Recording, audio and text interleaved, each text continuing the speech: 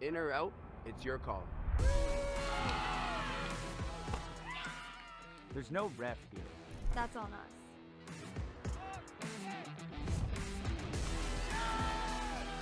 Decisions like these are about trust. That's spirit. Not a slogan. But to be fair, Even when the game is on the line. It's not easy. sometimes it gets intense. Because spirit keeps the game bigger than the point. bigger than the call, Bigger than me. It's how I know I can go all out. And trust my opponent will too.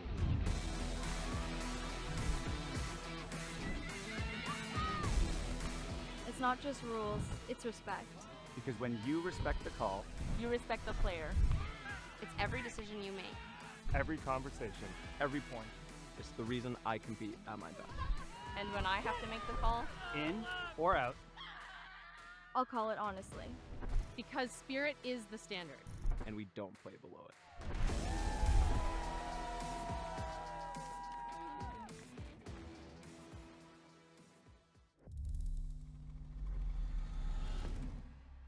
They're looking for a reason to quit. Let's give it to them.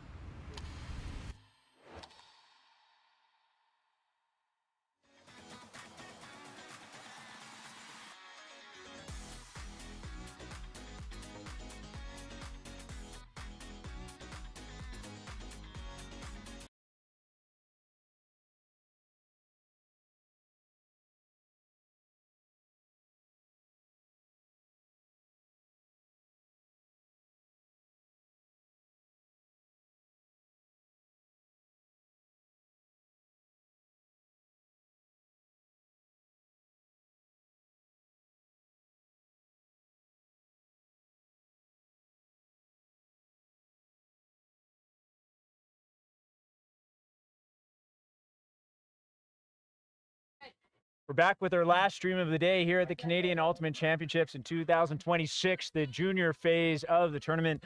Women's quarterfinal action coming at you. It is the hometown squad, Vortex in dark from Surrey, British Columbia, here in Surrey, British Columbia, facing up against Shockwave, the team from Ontario, the York and Markham region. They will be in light. I'm Clayton Howlett, joined with Brianne Wager here, and we are pleased to bring you what will hopefully be more exciting quarterfinals. We just covered an open one that was a banger. Wage, what are you looking forward to in this one? Well, I'm actually really looking forward to see Shockwave because they are a relatively new team. So I haven't had the pleasure of watching them play, whereas I'm actually an alumni of Vortex. I will be completely impartial during this stream. Completely. But obviously, I'm a little bit more familiar with the program. So I'm really excited just to see a new team and to see more regional diversity in the sport. It just helps our sport grow, and it's so fantastic to see. The Shockwave starting in D in light. We've got Vortex in dark. Vortex clutching out to be here. They came in at a low seed, and suddenly they're in a quarterfinal, having won their pool yesterday. They've had a great tournament. They always do really well at nationals as they face off against a zone here. It's a look I'm not familiar with as Vortex finds the over the top, but a pass to number 11, Bazil Cianto, is a little low. So now Shockwave, excuse me, has the chance to start the game with a break. Dang. That to Kai. This pass out to the side. Just far enough for Helen Liang. She hits the ground to dig it. Around to Kai. Mossad. She's looking for options. She's going to go up the line to Kai. Was she in? She was out. Our observers do lines and times. They rule out, probably in contact with the line as she made the catch, I think. Yeah, it was a low disc, so had to grab that late. Unfortunately, already had contact with the line there. So, Cup in the front, almost match defense in the back here. Business in the front, party in the back. The mullet D The mullet D. From You should patent Shockwave there. that. I should, yes. If only I had the rights to anything out here.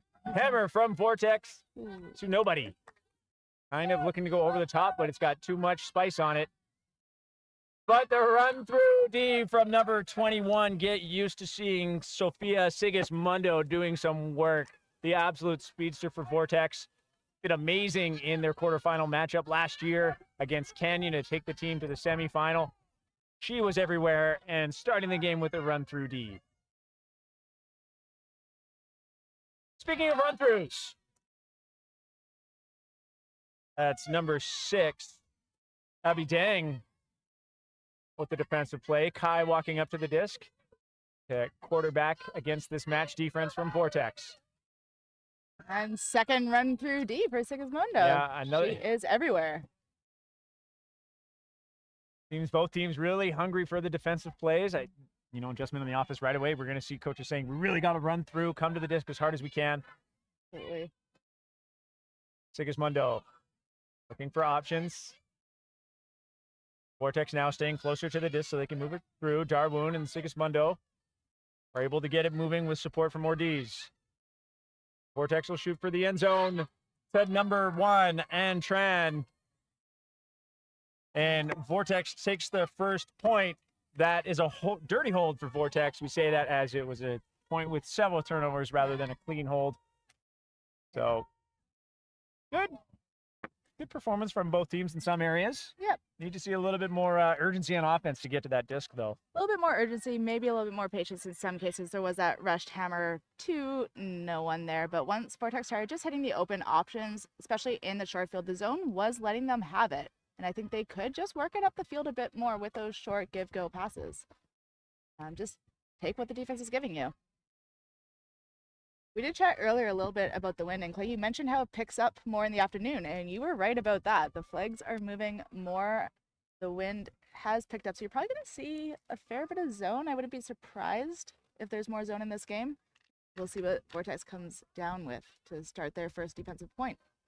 Interesting look by Shockwave there to throw what I thought was a slough where, the marks would just come off the handlers and get in the way, but they were actually moving as a unit to form kind of a wall with 3 people in front of the disc, and then everyone else in the backfield was basically playing person. To be fair, I am a big fan, even in zone looks, to mark up on people in the back and take away them. Unless you're getting overloaded with people and you have to pick and choose who you leave, don't mark grass. Mark the people. I love that. That's your own patent. There we go. Don't mark grass. There, number 0, Victoria Dang, did a great job to seal out her defender. A little bit of contact, incidental, no big deal as we resume play. Logan Cajadal, tagged as one of the playmakers for this team. Off the hands of 2-5 Clara Schaub. A little bit of zip on that throw. Yeah, especially downwind. It's going to be tough to reel those in today. And we're seeing that same zone look again. Kinsey tries to play a little pitch and catch, but thrown off the target there by number 7. Shockwave looking for options, have the upline on the second effort, and Zhu could not get there. Unfortunate. She signals to the thrower there, that's on me. So she'll want that one back. Kinsey.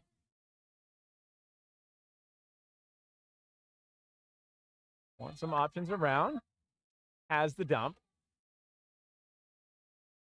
The zone definitely making Vortex look to the backfield and pushing them into their own end zone here. Yeah, Pancho's available, but it's behind. Kinsey instead is going to unleash to try and get in better position. Who's got the read? It's number 8, Dollywall. Great read there. Noticing the edge of the disc coming back in field. Unfortunately, doesn't make the next pass. Yeah, through the hands of Baruden.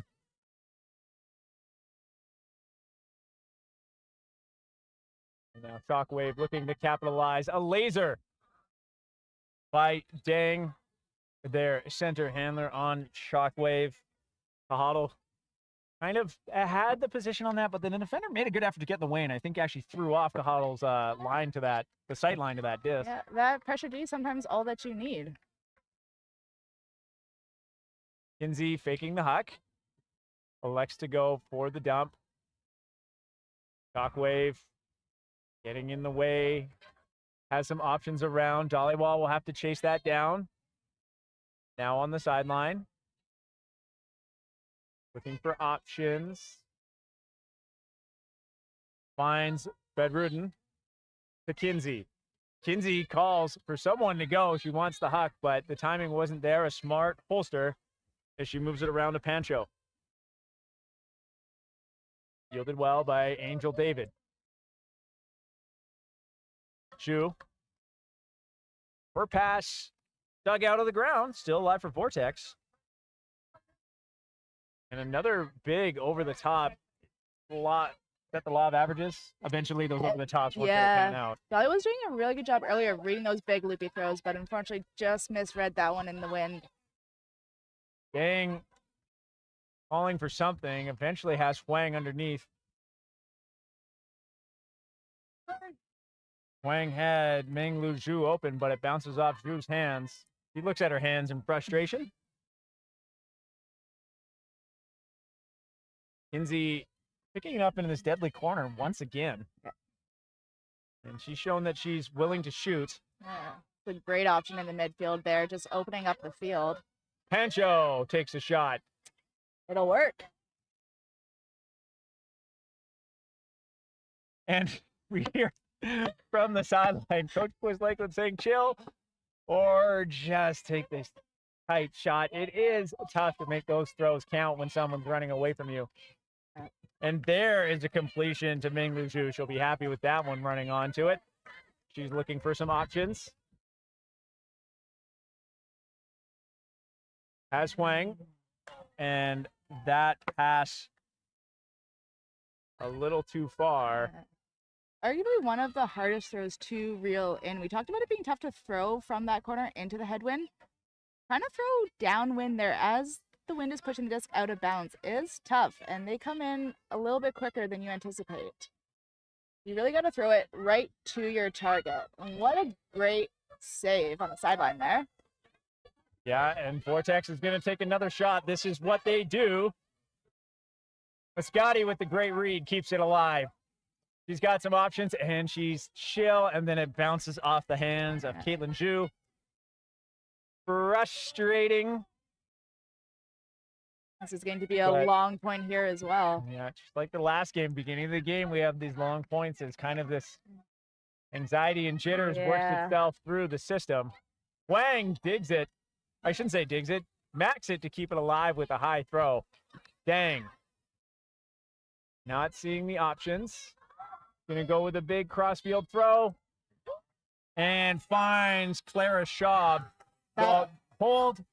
For a dirty hold once again. Very much so, but that was a great find, just putting the disc out to space. And we talked about that corner being a tough look. I mentioned throwing it right to your receiver's hands. She had all the space in the world there and didn't have to go chasing it down into that corner, just floating it out to space. Great vision, great execution on that throw.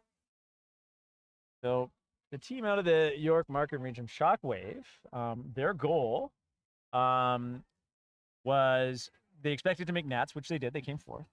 Yep. And top 8 is a stretch goal for them. So being here, they've already exceeded expectations, if you will. Extending their using expectations. The proficiency scale. But yes, extending now, and that is pretty fantastic.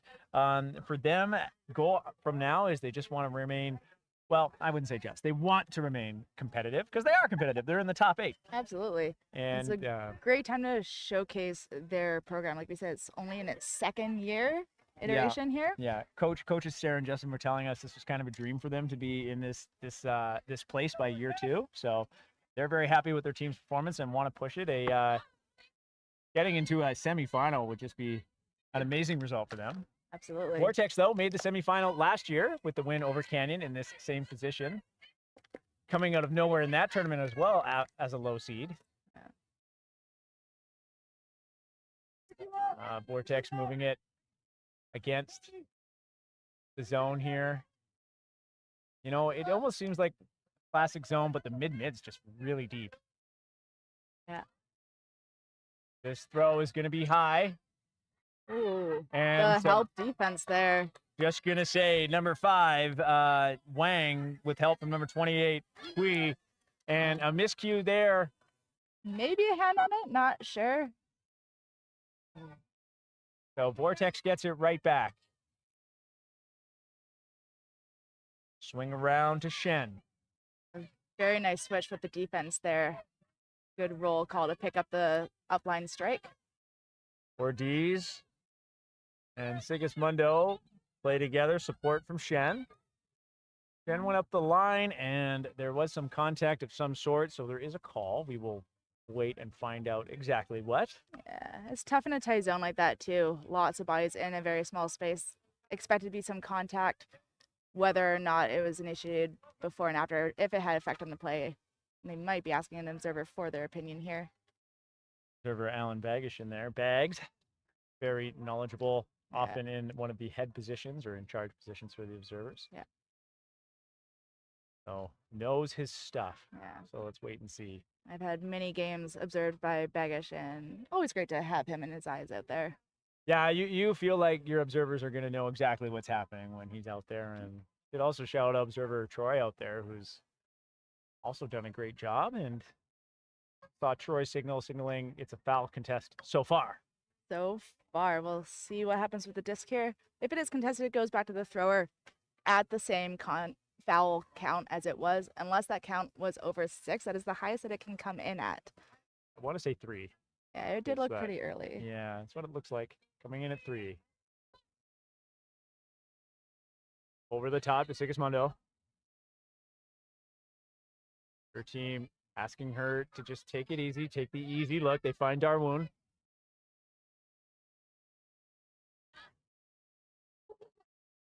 Ortiz goes around to Darwoon. Jen staying involved, collects it after a bobble. And looking for options, has a hole in the middle. Sigismundo and her teammate communicate, and she comes up with it. High Warden staying involved. She'll move it around to Ortiz. Vortex showing some patience here. Finds a hole in this middle of the coverage. Sigismundo goes over the top. I said something about patience. That's on me. A little bit of a jinx from the commentating over here. But Yeah, it looked like they had some space on the break side, but again, those pop passes in the wind will carry, and they are hard to reel in unless they're to target. so Vortex setting up in a match. Some poaching in the lane. That's fielded by Julie Hahn. Hahn's looking for options, kind of running out of time. Big throw ends up in Lahakis' hands. Hui to Wang, collects that after a bobble. The wind kind of making these more difficult to catch. He's looking for options. We'll go backwards to Chen. Chen doesn't like that option. Gonna take the reset. To Hui, maintains position despite losing a few yards. Looks like there is a call on the field, seeing a pick signaled. The thrower, however, did not recognize the call and threw a throw anyway, so it just depends on when the pick was called. If it was called while the disc was in the thrower's hand, that Yeah. turnover will stand, and it looks like it does. The continuation rule for the uninitiated. The play will continue until subsequent throw is over. Yeah. High Warden. Over to Ortiz. Shoots. Nobody is on the receiver in the end zone for Vortex. That brings our score 2-1. And good reception. Good to see that she was all alone. And by she, I mean number very long ponytail. Is that number 9? Hard to see the number through the ponytail. Yeah, I want to say Cristina Concepcion, but sometimes we have to ask you fans to help us out, or players can Yeah. walk it back. Really had all the space in the end zone there, and Yeah, a nice could be Angel David too. I throw. just can't tell. Yeah. Okay, we're going with Concepcion. All Sorry, right, everybody, if there we got it wrong.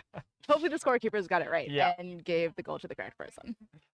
2-1 the score. Lots of back and forth in this wind here.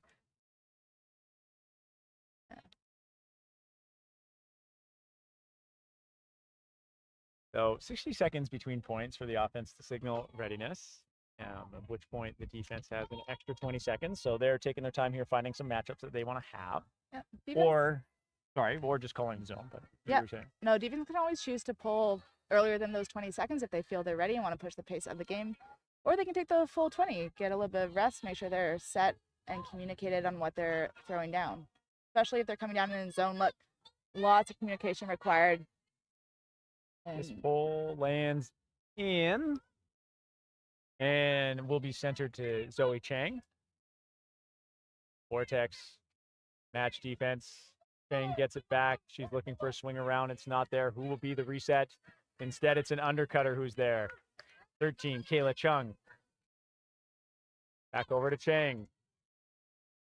She was looking for Shaw, but the throw is a little too low. So now Vortex. Chance with a break as Alexis Cow picks up.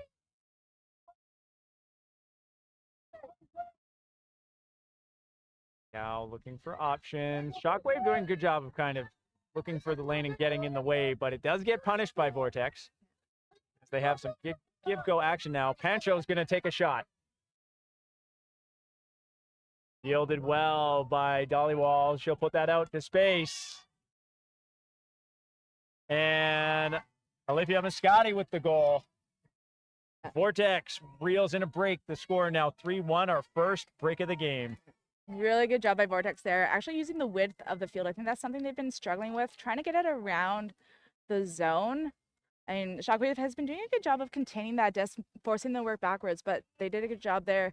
Vortex looked to the reset and then swung, used the width, and was able to capitalize downfield, getting ahead of all the defenders, and it just opened up all the space. So Shockwave coaches are deciding what they're going to do here, and they are going to call a line, not a timeout.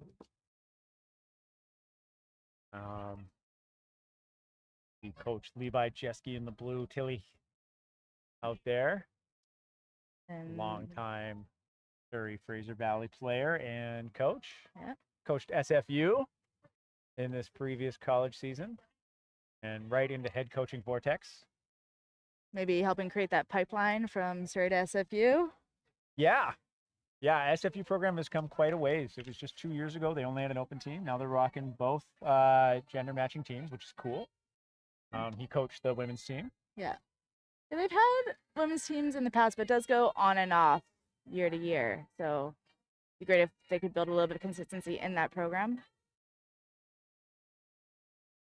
This pulls a laser. Shockwave elects not to pick it up.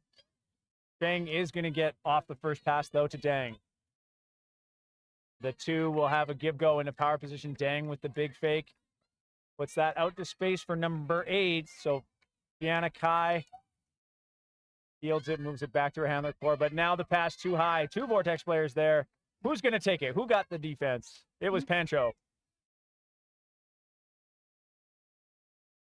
Pancho thought about the huck, but now she's got that diamond in front of her. And Kinsey wants it back on the give-go. Pancho wasn't looking at it. She's got some free reset options. Another big fake from Vortex. Kinsey pointing deep, calling the shot. Doesn't take it.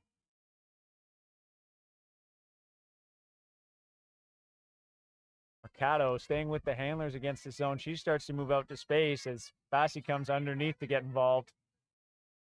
He has a give-go with Pancho. Pancho saying, go, go, go. Go back to Kinsey. Kinsey swings this time. Usually likes to point deep, but she gets it back to the middle. Bassi will go all the way around to Kinsey. No one on her, so that's easy for her.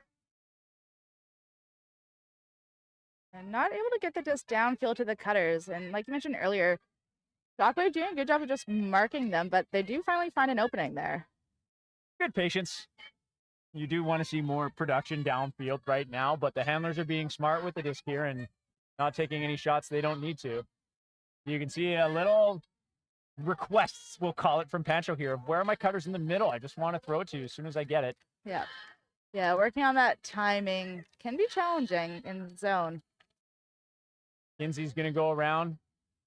Lots of space. Nice grab. Yeah, Bassie had the right read on that. Or Dollywall, excuse me. Bassie with the disc now. He'll go back to Dollywall. Dollywall goes over the top to Pancho. She says, I got it, but suddenly two Shockwave players in the vicinity, but play made by Vortex. That laser of a backhand grabbed by Bassie on the layout. She's going to flip it over to Dollywall. Dollywall goes over the top to a wide open Madison Pancho. Goal, Vortex. A nice little celebration there after a long point. Just take a moment on the turf there. Break 4-1. Yeah. Let's put on our coaching hats. You got the point. You showed some great patience. That's not the way to do it, is what I would say. Yeah. What I would say. That's my hot take. Yeah, there's Join me. definitely room for improvement. I think, again, especially in the downfield, the handlers are doing a lot of the work here, which you do expect to see in a zone. But the downfield's not giving them a lot of options. It's a bit of a habit to run away from the disc, which is a really hard shot in a zone, especially downwind. That's where those overthrows happen. So I think good on the Vortex handlers for not throwing them. I would like to see the downfield cutters cut hard towards the disc to provide those options for the Vortex handlers through the zone.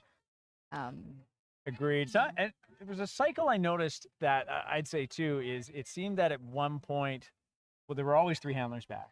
Mm-hmm. And then when a cutter would come in as that third handler, one of the handlers left. You know, and you got into that standard 3 handlers back, 4 handlers down, kind of horizontal offense. Why don't you just stay there? Get 4 handlers back, make things a little bit easier. That's a great question because I think they are still struggling to use the width of the field and they're working in a very small space. So notice there, they're working again through that small space up the home side. And that leaves the whole away side wide open. The defense wasn't even there, right? So they need to just use that a little bit earlier in the point, understand they can use the width of the field, provide those options, have 4 handlers back. Kinsey's pull, fielded. Shockwave tries to get it moving right away so they can get it past the brick mark. Vortex comes down with the zone look. Haven't seen that from them yet. They're doing the rabbit wall with 4 people up front, trying to stop the overtops and have one person take away the reset. But Shockwave able to move this quickly, but Madison Pancho had the read on the next throw. She gets shot to immediately, not quite in though. So just short of the double happiness. Can she get the assist? She will. Very nice. You can see the coach may be signaling for a timeout from the sideline, but she does not need it. She's just waiting patiently for her team to get there and provide her with an option. Alexis Shen with the goal. Also the rabbit in that cup. So a lot of running for her at that point. Yeah. She had to follow the disc wherever it went. And then hustle down to get the goal. The score now 5-1. 3 breaks in a row. Timeout called by Shockwave. Not a real surprise there. Probably the best thing you can do coaching-wise right now is recenter your team if you're Shockwave.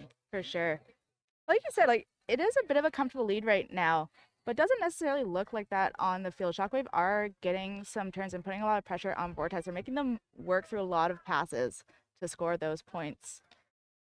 So it'll be interesting to see if they change anything up here, if they change their zone look or what they might come out with out of this timeout. Yeah, I expect to see Vortex coming down with the zone. They are on the better side. They're shooting downwind. Yeah. So yeah, any throws that Shockwave is throwing upfield have to have some good zip on them or they will be popping up. You've seen a few of those already this game, which then it comes a little bit of a 50-50 sky ball. Offense, defense both have a play on it. Our last stream of the day, we're going to have some semifinal coverage, bronze coverage, and finals tomorrow, which very exciting as we're on the back end of our junior phase of the tournament here. You can find the results on the CUC website. If you just Google CUC 2026, it'll come up quick. And you can see results uploaded. There were some pretty tight matches in the open quarterfinals. Toba moving on. Origine defeating their counterpart Titan on Uh-huh. Universe in that quarterfinal. Always fun to travel all this way to see Yeah. a regional matchup. Yeah. But Not quite sure how the two others went, but like I said, go check, and you can do the same with the women's division at the conclusion of this round. All right, Shockwave signaling readiness. Kinsey's pull will That's stay in bounds. good. Chang up against this zone, has Ding to work with. Ding fakes the through, starts the give go, trying to get that cup moving. Seen this cup from Vortex before. This is what got them to the semifinals last year, as they just dogged the throwers. Yeah, I think that was the right look there. Just a little bit of a misexecution. They had some really good movement. I would agree. Nevertheless, Vortex happy that generated a turnover. Shu working with Shu. I don't know if they're related. Kinsey is going to shoot.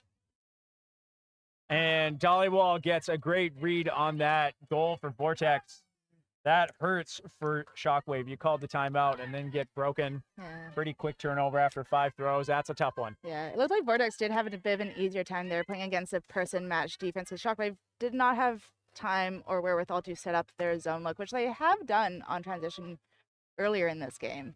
But unfortunately, just had to pick up in person, was not able to stop the movement of that disc, and Vortex was able to capitalize. Just an unfortunate miscue, because I think Shockwave was moving that disc around really quickly, and they were starting to look a little bit more confident with it too, just with those Yeah. give goes. Speaking of confidence, an earlier upset yesterday, Shockwave defeated Wicked West in their pool, which no one really saw coming. Yeah. West is a story program from Ottawa. Usually, touches on the podium, gets close and that sort of thing. Mhm. But, Shockwave must have some confidence after that. Absolutely. It is interesting at these nationals, because I don't know if they had ever seen each other before. Sometimes when you get a matchup that you're not used to, you don't necessarily know what to do with it. And so you can get those really tight games or those upsets as you just play against people you don't recognize, play against maybe slightly different styles that you're not used to. Chen will pick up, and it was actually out of bounds. So Chen's going to bring it to the psych. I don't know what's happening. We're finding out. The observer on the far side is signaling out of bounds, and they are deciding to take it at the brick mark. Chen will bring it to the brick zone. Look from Vortex immediately. They're running the classic 3-3-1, so it is a cup forcing in one direction rather than being straight up and allowing lateral throws. Here is where they will try and trap them and deny all throws around. But Chen doesn't care. Throws the backhand. Wang moves that over to Lee. Lee's looking for the cross field, but number 8, Manleen Dollywall, had a great game so far, knew what was coming. And Tran over to Alexis Cow. Goes for the Blady hammer over the top. An upwind hammer. We love to see it. Cow with the free throw celebration. Wow, what a shot. Yeah. Okay, 7-1 the score. Yeah, Cow just kind of put her hands up there like, why not? She's open. I'm just going to put the disc in her hands. And obviously that was the right choice. Did it hurt you a little to say the hammer was the right choice there? Absolutely not. I love the hammer throw. And the upwind hammer, absolutely. If you have it, why not? The receiver was wide open. I'm not going to say that's the wrong choice. Well, timeout called by Vortex. Maybe the coaches disagreed with my sentiment there. Maybe they want less hammers. I don't know. Yes. I got to have a conversation with Levi about that. Or, we've seen a lot of players double shift. Like number 8, Manleen Dollywall. I think that's her 3rd point in a row here, and maybe they're doing that on purpose. Want to give a chance to the players to relax. One of the coaches there has got the water bottle with the spray misting her team, so they stay cool. So I imagine this is just a let's get some rest timeout. Yeah. While Shockwave, they elect to just leave a line out there and talk together. And at the same time, the rest of their team is held up on the sideline, Yeah. having a conversation with one of the other coaches to talk about what we're trying to do here, arms up around each other, supporting each other. Have to find the way to keep everybody together when we're in a kind of a blowout right now with the score at 7-1. Absolutely. And I think they aren't doing anything terribly wrong, quote unquote wrong. They're having the good looks, and fortunately, execution might not be there, or we just had a really good defensive play in that last point. It was read by Dollywall there. She ended up on the run through. So, yeah, maybe just tightening up the throws or looking for some smaller throws that they just can't get picked off. But otherwise, shaking off the jitters of the streamed field. Their first quarterfinal appearance, I believe, for the program. Yeah, definitely for Shockwave. Yeah. Yeah. So they're ready.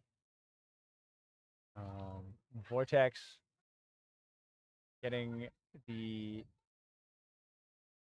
timing from the observer here. 5 seconds to go, and they get it off. That will go out of bounds. So that'll be brought to the brick by Victoria Dang.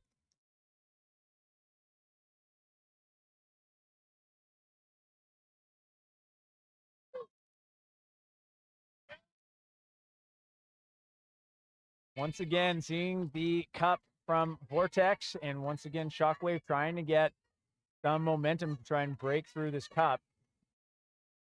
But while they're getting the disc up, they're getting closer and closer to the sideline. Dang is just going to shoot, but it's Pancho who had the beat on that. And they move it up to Dollywall, who's again out there once again. So we are seeing a lot of double shifting for these players. Chu doesn't like the look. Instead, she'll go around to Mascati. Pancho calling for it.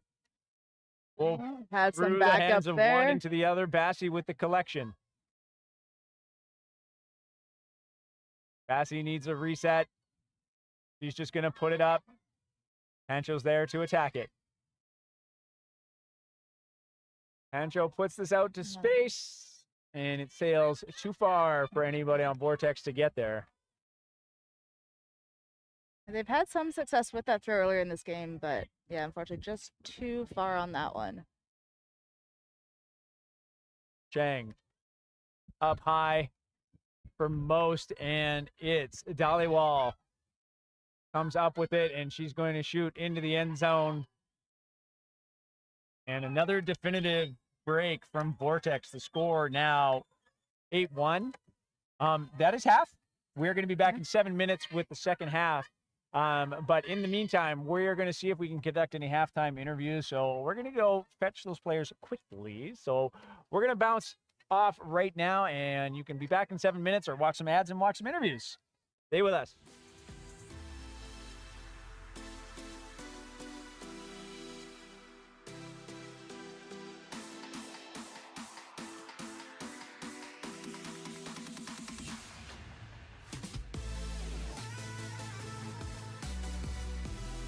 First time we've ever done like that.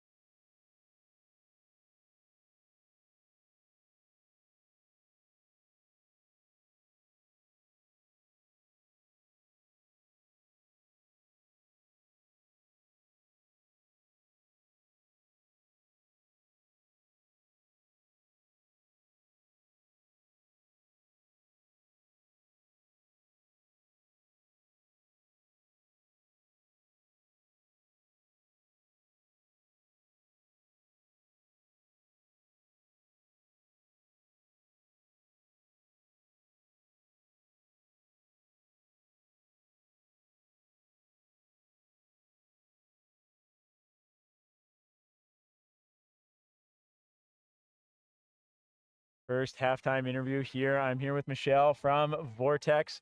You're feeling a little bit nervous, but I mean, what's there to be nervous about? You're winning 8-1 right now. How's it going out there? What's the vibe like? The vibe's going crazy. The team's really excited that we're going up by a lot of points, a lot of huck deeps and scoring. I just think that's really pumping us up, and our sideline's going crazy as well, always cheering for each other, and yeah. So I have to remark that last year I actually called 2 of your games in Edmonton. Yeah. Were you on the team then? Yes, I Okay, was. I'm sorry, I'm bad at remembering those. No worries. But what I remember is you came in with a ferocious zone. I even mentioned this on the Huck and A podcast a few days ago. Your zone just clutched out at the tournament. Here you are in quarterfinals again. Yep. It's looking good for semis. You're going to once again make that seem like a stretch goal last year for your team. Was semis a stretch goal once again this year? Or was it more like, no, we're doing this. We were there last year, we're doing it again? It's kind of like that vibe. We're here to do this again. Trying to aim higher than last year, and we're just trying to work hard and do our best just to aim higher all the time. And you know what, saying that, the score's 8-1.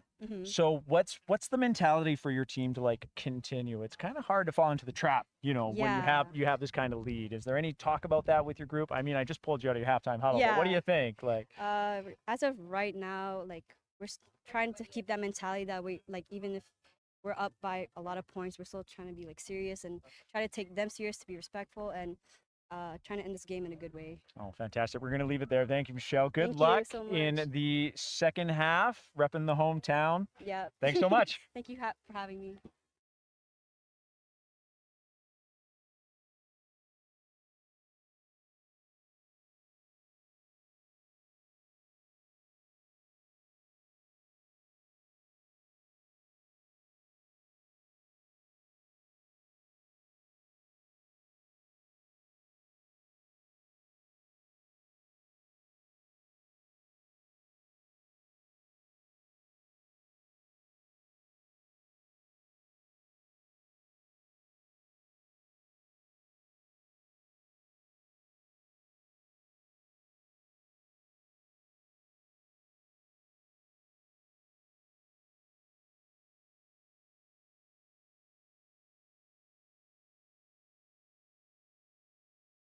Second interview here with the committee from Shockwave. I've got Karen, Abby, and Vicky here with the halftime interview. Girls, I'm going to talk about the score first and get this out of the way. It's 8-1. You're down. Yes. How are we keeping ourselves in the game? How are we keeping the vibes good? For us, as spirit captains, all the 3 of us are a lot of spirits, so we try to just remind them that, hey, we're like here right now, it's being live streamed, we're on the main field, and we're just out here playing Frisbee and having fun.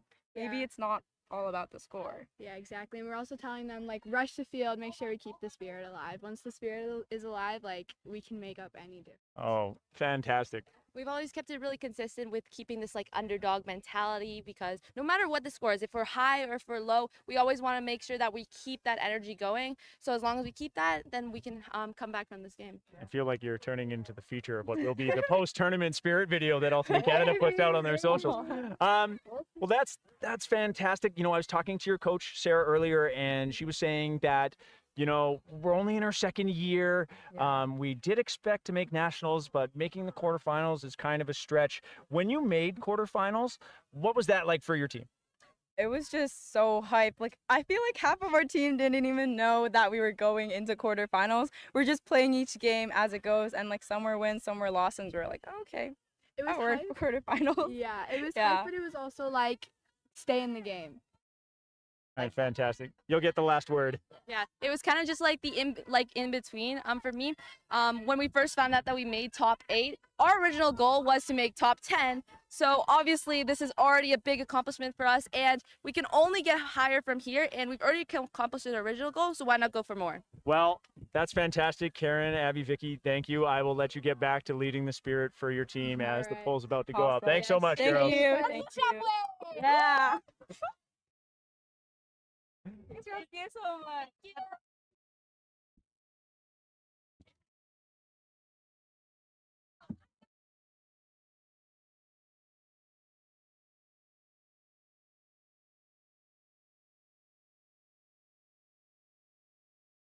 And we're back at the table here.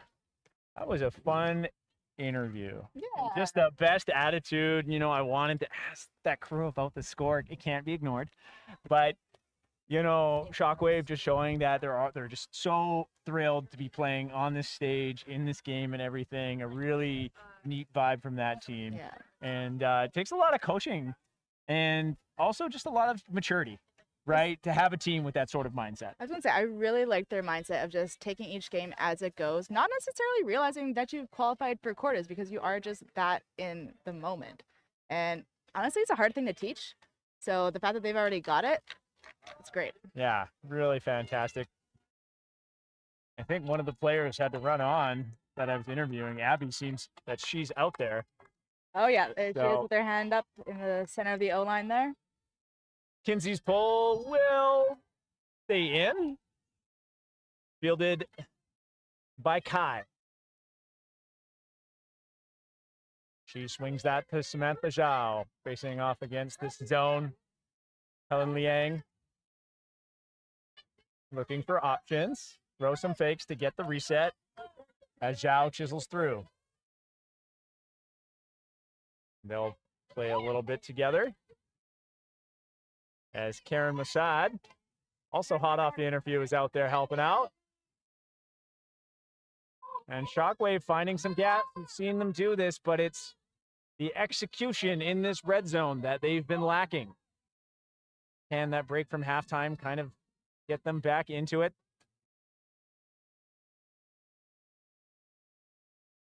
No options available for Helen Liang until she finds Kai in the middle. Not in. She signals go, but she's not in. But then had Mossad, and it was thrown so quickly. You see Kai putting her hands on her head, upset, but there's a call. Not sure what the call is. Looks like she's asking the observer for some help to make that call. Maybe just a rules clarification. So one great thing is the observers are here to help make rulings, but they're also here just to clarify the rules because if you're unfamiliar, there are a lot, and it is a fully self-officiated sport. So not uncommon that you might not know every little itty-bitty detail of the rules. And the observers in the junior phase of the tournament do happily take on a more, you know, educational role sometimes, and like telling players, like a player says that, turns around and says that's a foul, right? And the observer goes, well, actually, here's what you need to do if you, in order to come to me, here's the proper way to ask. You have to vocalize what the foul is, and then you can ask me my perspective on what you tell me think happened. But I can't make the ruling for you. Yeah. So, looks like they are retaining possession of the disc. And so now the observer is just clarifying because it does get a little bit complicated here. The offense will touch the disc to the ground, and then everybody's able to move and reposition as she walks back to the top of the line here.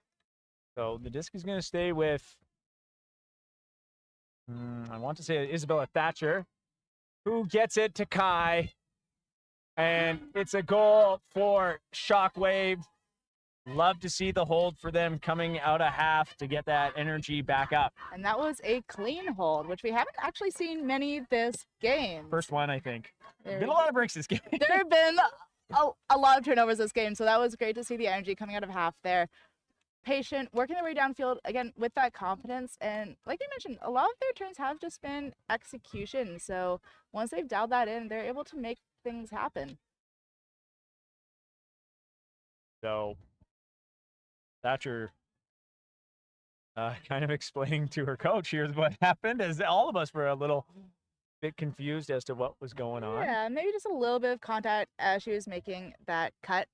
And because she didn't have possession of the disc, it wasn't a strip call. If somebody had caught it in the end zone and then gets it knocked out due to contact, the goal could stand, but there was never any possession. However, yeah, that's why I was surprised it stuck with her. So it doesn't go back because she was the intended receiver and was impact on the receiving. So she gets it, but she does have to take it at the top of the goal line. Thank you. Yeah. Yeah. Okay. No worries. We're all about the education here, Claire. Yeah. Oof. I mean, I've done the rules quiz. I know what I'm talking about. Oh, the number of rules quizzes I have had to do. Yeah. All right. Shockwave's pull is short. Going to land just shy of half. Vortex setting up in a 2-3-T offense. Kind of horizontal on one side that floats into a vertical. And they're working it underneath with relative ease right now. Shockwave did decide to come down with a person match, which I think is the first we've seen from them this game. Concepcion looking for options. Her pass is kind of flubby and goes through the legs of her intended receiver, Antran. Shockwave on D with a break chance. Chen puts that out to space. Reeled in by number 20, Ellen Lin, moving it to her hand, the core. Julie Han asking for the shot. Is going to take the up high. But Vortex had that read all the way, and no one is on number 1, Antran. And that defensive play was made by the elusive player with the long ponytail, who I believe is Angel David. I think I got it wrong earlier. And Lynn, once again, getting high up to keep it alive for Shockwave. Right idea and good second effort to keep it alive, but a throw that is, once again, misexecuted.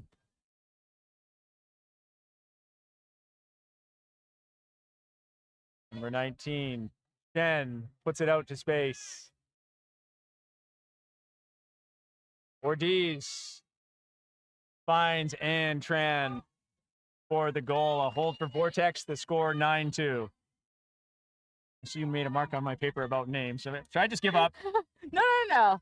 Just confirming the long ponytail was marking the number 3 on that jersey, Christina Concepcion. Back and forth. Yeah. My apologies to both Angel David and Christina Concepcion. Yeah, I just couldn't quite get it figured out. Yeah. Both teams are rocking a big coaching staff. 5 coaches. Yeah. for It was almost each like there was a competition on how many coaches could they field. Yeah. I don't know if there is a max that Ultimate kind of puts on, or if you can have unlimited coaching staff. That's a really good question. I don't know. 1 coach per player? Is that One too much? coach per player. Is that too much? There's no way I'd want an individual coach. I would feel so bad all the time and so under pressure, always being watched. And some sports do that. I mean, the NFL, or football, I should say, has many coaches that all watch for certain positions. I was And gonna say, yeah, you get I think like pitching coaches, goaling coaches. yeah, you're right. I haven't really seen that in Ultimate too much. Sometimes you have an offensive coach and a defensive coach. Not so much positioning handler coaches and cutter coaches. I haven't seen that before. Have you? No, I haven't seen that. I mean, I could muse about what kind of coaches we need in Ultimate. The poach D coach, The poach D coach. Yeah. the calling for switching when you're too old and slow coach. The upwind hammer coach. The upwind hammer coach, yeah. Yep. If anyone's hiring for that coach, I'm available.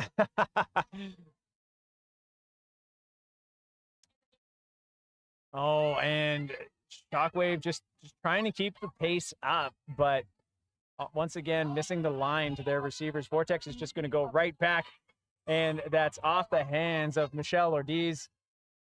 And, Sigismundo was there. No, excuse me, number 14, Desiree Y was there. Haven't seen Sigismundo back out on the field. I think that's a smart decision by Vortex right now to rest her for future games here.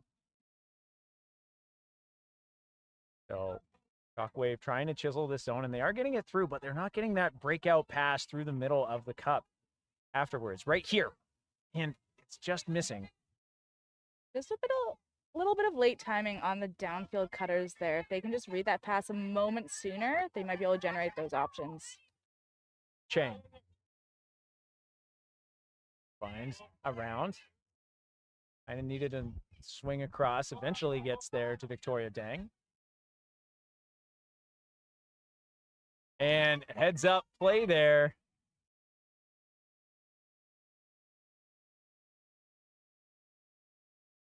And Alexis Cow, she got the D and then wanted to shoot. She had that cool shot earlier, but no joy that time.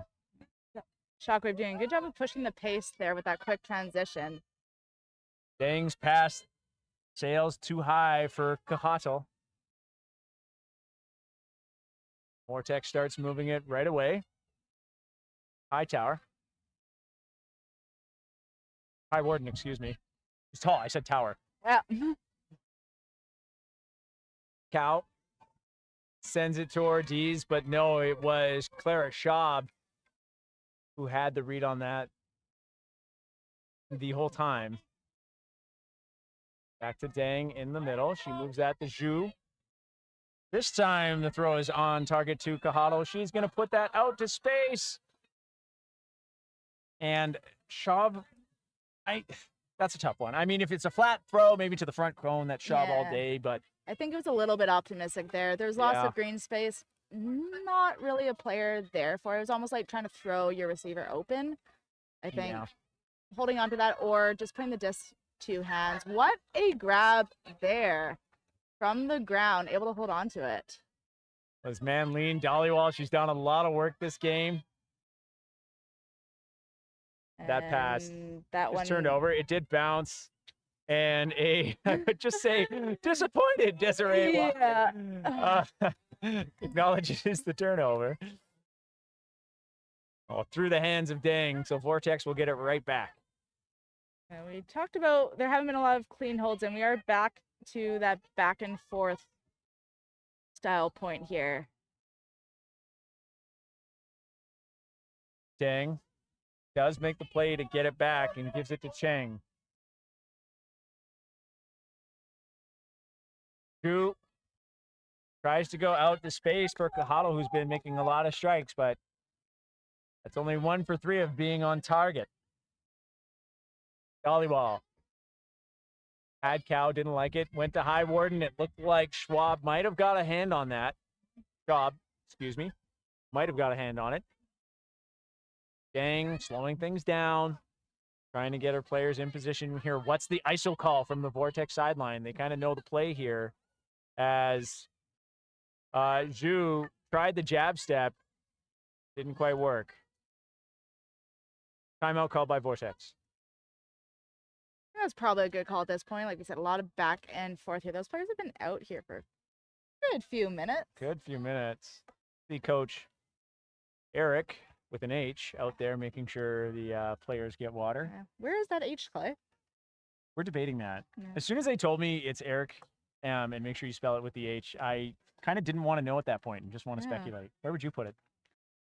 I mean, I kind of like the idea of just a silent H right at the beginning, just to mess with people. Okay. I'm going to go with position number 2. Number 2. EHRIC. No, position 4. An A-Rick, if it's E-H. Yeah, no, They position know? 4. ERIHC. Yeah, I see. Yeah. Yeah. Okay, I can see it. You can see it. Guess we'll never know. Yeah. Left us scratching our heads a little bit in a little pregame.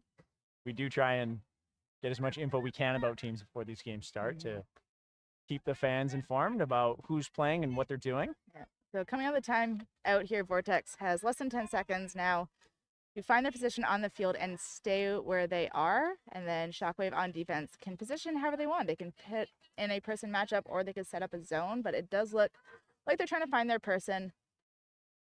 Then there will be a defensive check in at the disc to get this point going again. Match D. Trying to set up an ISO in the middle. Wasn't quite there. They'll look for Dolly while she elevates, but it's over the top, and Dang will come down with it. Dang finds an open receiver. Once again, Cajado doing a lot of work in the backfield here. He tries to go over the top to Schaub and immediately signals to Schaub that that's my battle on the throw, but also kind of defending the choice to her teammates. I don't know if I'd support that. There's a little bit of chaos downfield, but at that point you really do just need to look at your reset or start talking and tell people what you want to see out there. Oh, Just an unfortunate drop there. kind of a classic one from Dollywall. She was looking at her next pass before she had totally reeled it in. Yeah. Dang. Needs something. Cajado had the jump cut, but wasn't quite there. Ooh. And a no call Yep. by Chang. Defender kind of already in that space, kind of just stood and held it, not going in too much, I don't think. So there wasn't any call. That could be a discussion in lots of scenarios. Both players seemed okay with it and safe. So, Kinsey. She will go up the line to Badrudin over the head of Desiree Y, who can't seem to catch a break this point. Dang.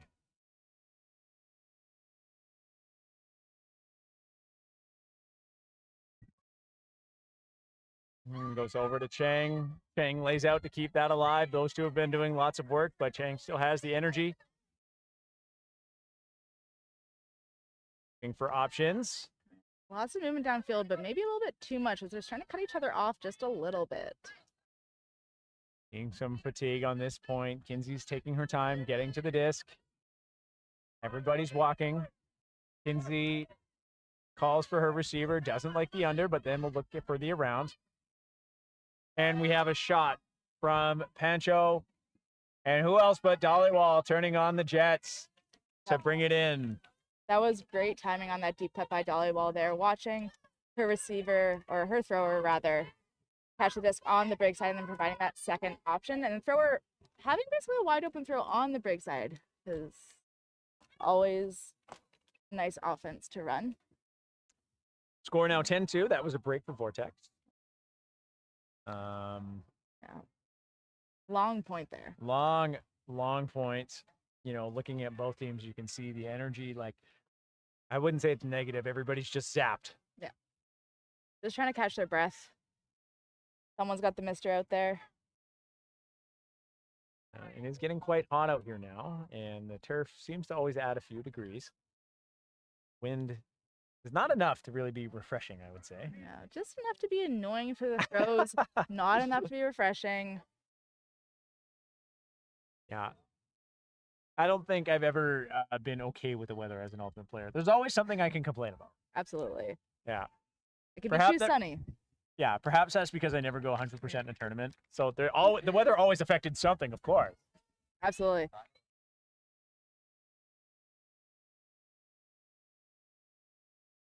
Okay. Goal coming up from Dollywall. She's played so many points this game. Haven't been tracking that, but you'll definitely see her in the stats for her team for catching goals. So counting those will tell you anything about her activity will be helpful. Zone look from Vortex. Kai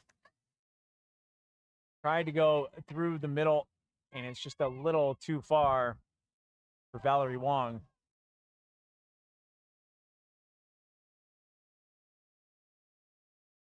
Sigismundo back on the field for the first time in a while. Had a strike, but fell over as she went with the throw from a number 3 Concepcion. Right? Well done, Clay. Yes. All right. Kai comes up against the zone.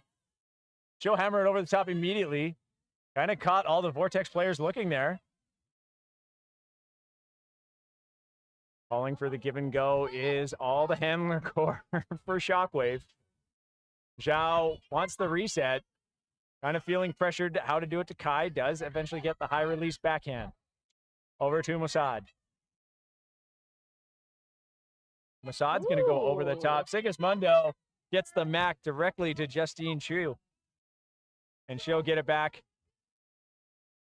And add Moscati up the line, but just bounces off her hand. Kai throwing some big fakes, but instead she'll take the reset to Mossad. Dug out of the ground by Zhao.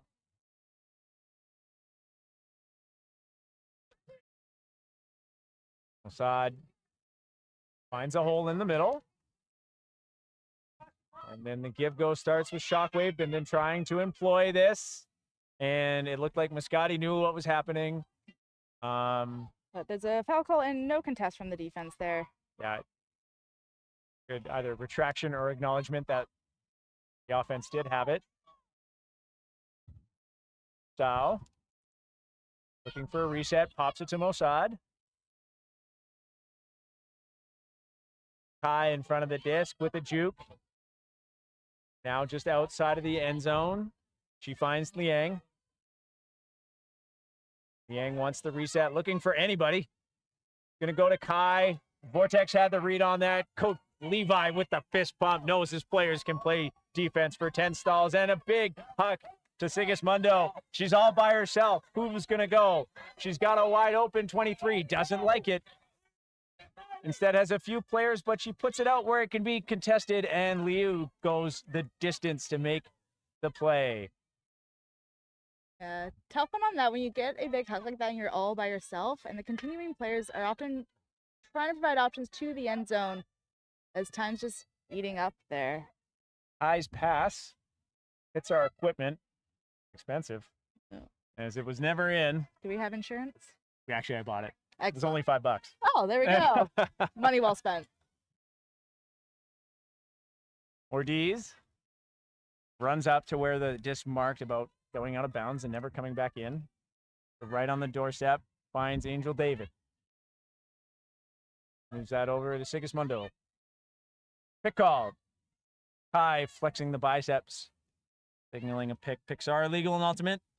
And if you're wondering why, imagine someone sprinting full speed, looking behind their shoulder, and then running into a wall. Has that happened to you, Clay? Yes. Not fun. Oh. Just throw it into a little bit of a crowd there, and Shockwave managed to knock it down, but it looks like there was maybe a call on the throw. Yeah, and foul, no contest. So Kai agrees. Yeah, I fouled you on the throw, so that will go back into Vortex's possession. Good spirit shown by Kai and Ortiz there. Bell count will reset, so it's coming back in on 1. So Vortex has time to get a good cut set up here.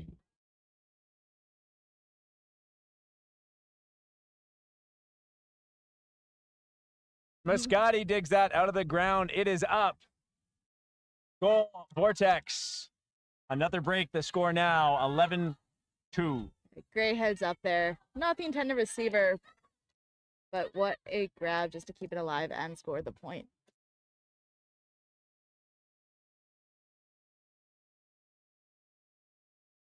We're at the 66-minute mark. We've had, the score is what it is, but we've also had some long points. So you would expect with 9 minutes to soft cap that with a score like this, we'd be finished. But, there have been some hard fought points where Vortex is just maintaining superior execution to eventually grind those long points out. Some really good heads up on the receivers too. Like that one, there was the snag earlier by Dollywall while she was on the ground, able to reach up and catch the disc. So yeah, they're not letting anything drop if they can avoid it.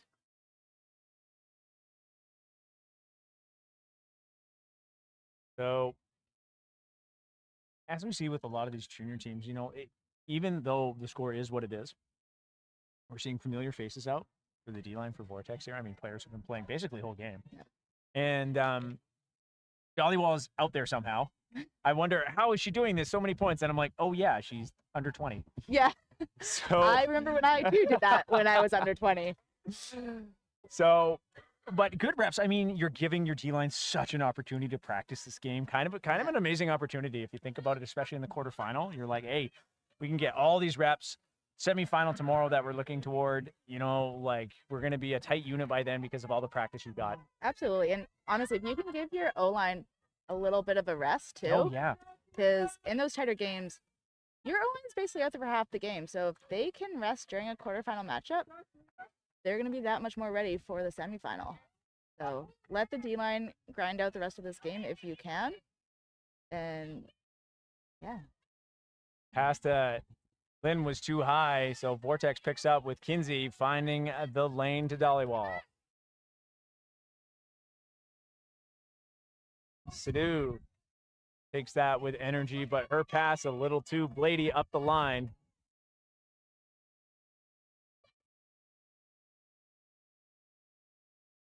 This Chen went around to Wang, but bounces out of her hands. Pancho calling the shot.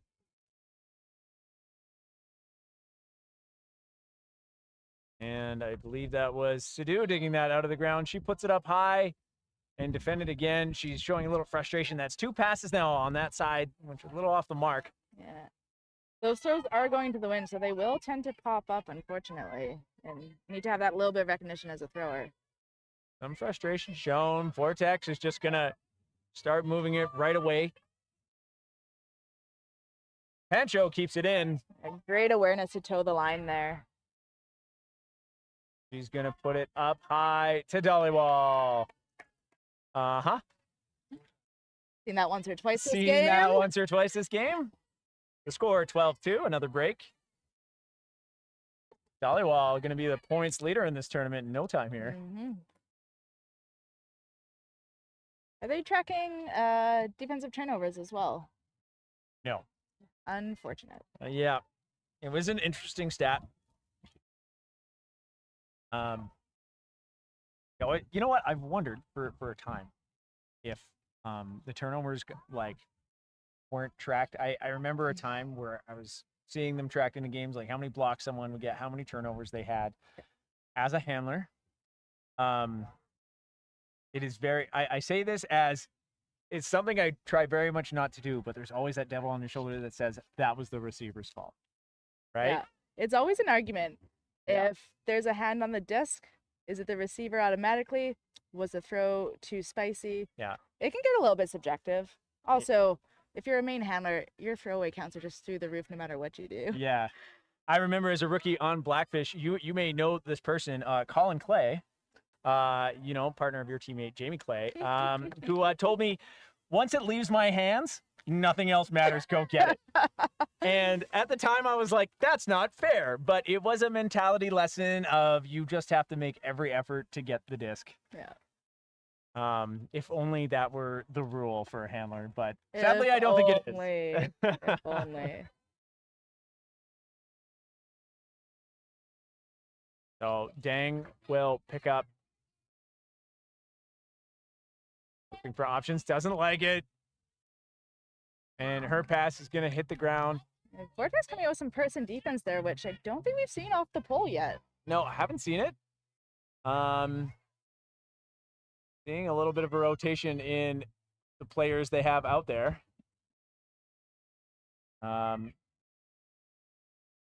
Chu and her teammate unable to run onto that. But Vortex, you're right. Yeah, just pointing to checks. Matching up.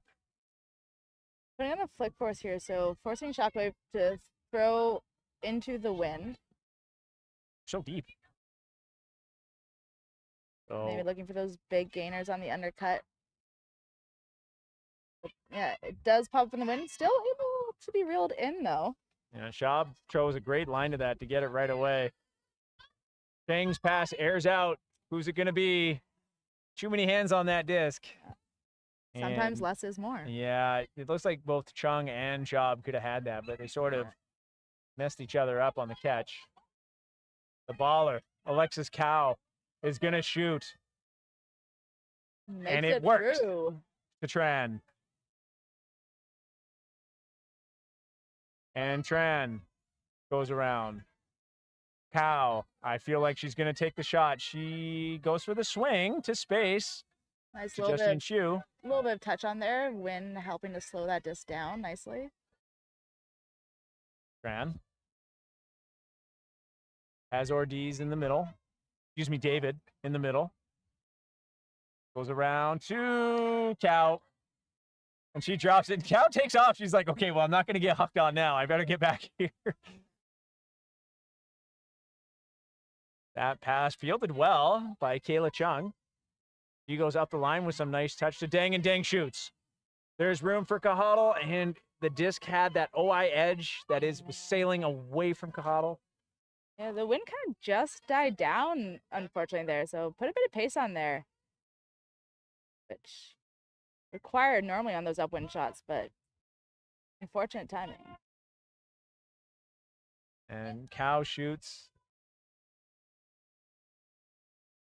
Chang pointing to Victoria Dang, saying you, as she is left open. Tran nearby. Kind of lucky there for Tran that there was a bobble. Cow's going to pick up. It's looking deep and shoots. No surprise. Will it be Tran? It will be. Reeled in for another break for Vortex. The score, 13-2. So soft cap will go on after this point. It's 3:44. Soft at 3:45. For those wondering, caps can't come into effect until the point in progress concludes. Yeah. And points, yeah, they actually start as soon as the goal is confirmed with the previous one. So we've technically started the next point right now. It doesn't start with the pull. It's started right now. So the cap will have to come on after this point because it will apply in the next 20 seconds. So this will be either a game to 14 or 15. Well, depend who scores this next point here. Shockwave was able to work the disc downfield. They were getting some good yards, just not quite able to punch it in. Again, just a little bit of execution errors late in the day. Sun is beating down here. It's hard to stay focused, but gotta watch the disc all the way into your hands and not think about that next throw. That's where players do get into trouble.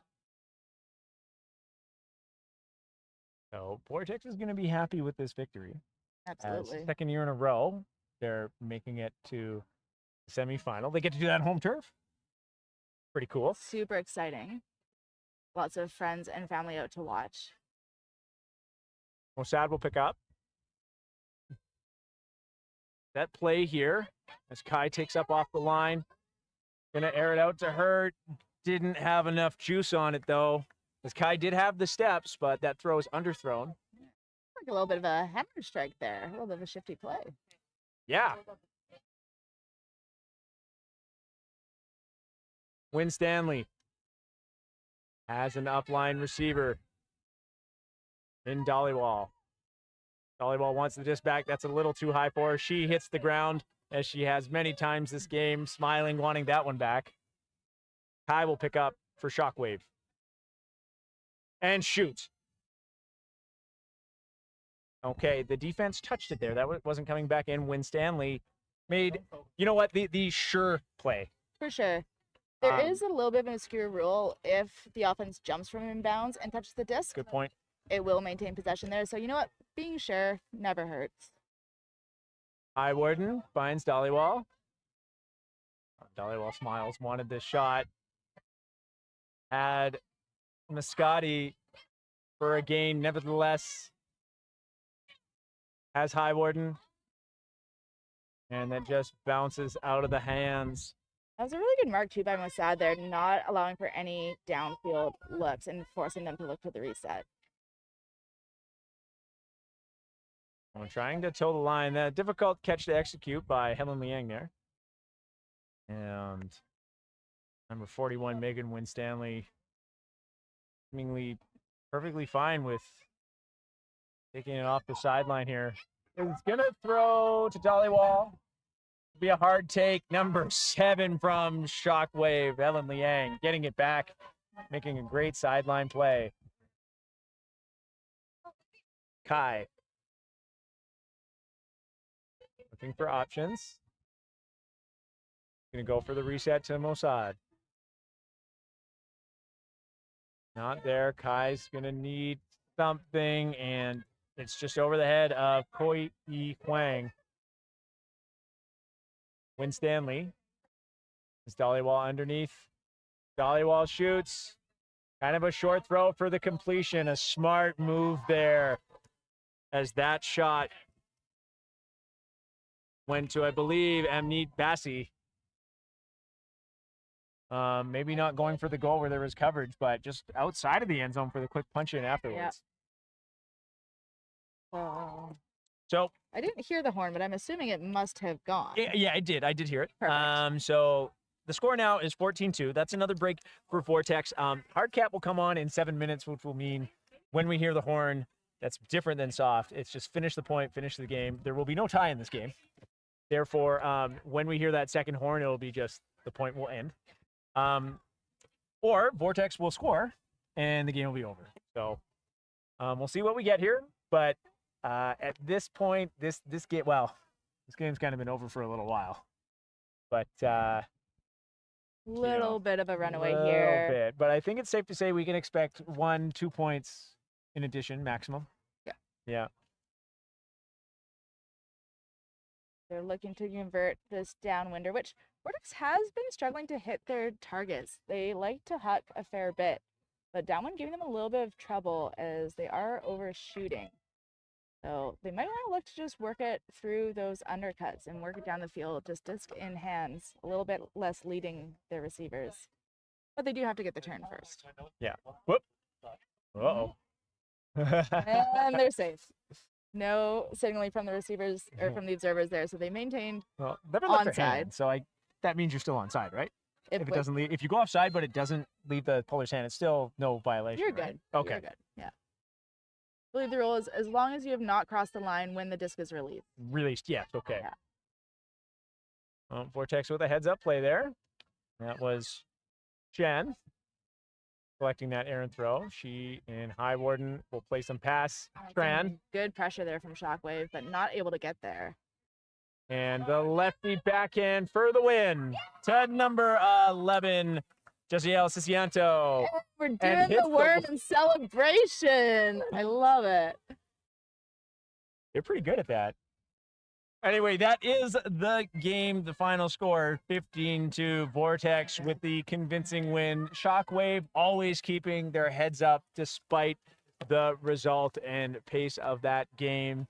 That is our final stream for today. It's the final round for today. Tomorrow we will be getting started at 8:30 in the morning. I will be here bright and early. Yeah, as we bring you a semifinal matchup, I believe from the open division.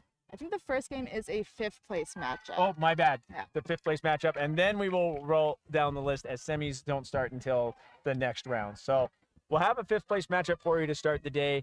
And thanks for joining us today. It's Clay Howlett and Brianne Wager here with you, and we will see you tomorrow.